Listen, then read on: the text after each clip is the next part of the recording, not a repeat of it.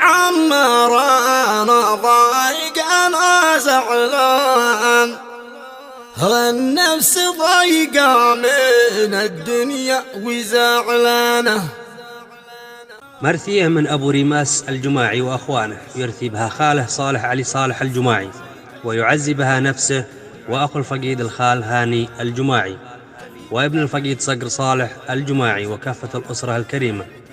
تنسيق الشاعر نوح النجار، أداء أبو عقيل القفيلي. اي والله يقول عمار انا ضايق انا زعلان، النفس ضيقة من الدنيا وزعلانة، هلا حنين قلبي حنينه حنة البركان، وحنة الميجاء والميرأج والدانة، حنين قلبي على خالي ربيع الشوان، ذي شلحكم والأجل روحه وريحانه، متى السلام والرزاح نجوى عز نسون، ذي كان معروف بينه والناس بإحسانه. يقول عمار انا ضايق انا زعلان، والنفس ضايقة من الدنيا وزعلانة، كيف يبتدي كيف يختم هذا القيفان، من نار الأحزان تشعل وسط وجدانه، حنين قلبي حنينها حنة البركان، وحنة الميجة والميرأج والدانا، حنين قلبي على خالي رفيع الشوان، تجل الحكمة والأجل روحه والريحانة، متى السلاح الرزاح نجا الزنسون، وذي كان معروف بينه والناس بإحسانه.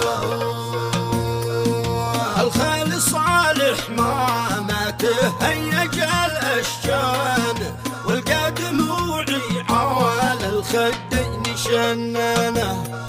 سكبت نزلت شنيت الدموع الوان، ضاقت بي الأرض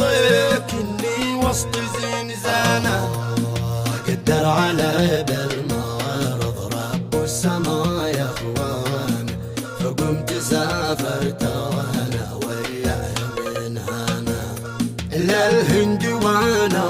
وخالي مبتج فرحوان، وبالشفاله طلبنا الله سبحانه، ما كان ظني ما كان ظني ولا جاني في الحسبان،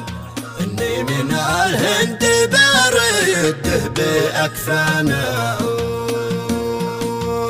صدمة كبيرة يقشعر منها الوجدان، وفجعة الله ضدمي بشريانه، خلتني امسي لوالي طايله سهرانه، وحن الى يومين وريت جثمانه، والله ما انا مصدق ما حصل الان، لازالت النفس من ما صار حيرانه، راح الذي كان شوفي يملي العيوان، واكبر واعظم خساره لي بفقدانه، لانه كان دعمي كان اساس بيت الجماعي بل وعمدانه، لا شي علي ذنبي يا رب اطلب الغفران، ويوم فصل الخطاب افصح للسانه، واجعل مكانه جوار المصطفى العدنان، وبحور الأعيان ربي قر أعيانه، وسالك الهملان بالصبر والسلوان، زاد غابنه في خفف عنها غبانه صلى في خواتمها ما مشلت المزوان على رسول الله المرسل بقرآنه على رسول الله المرسل بقرآنه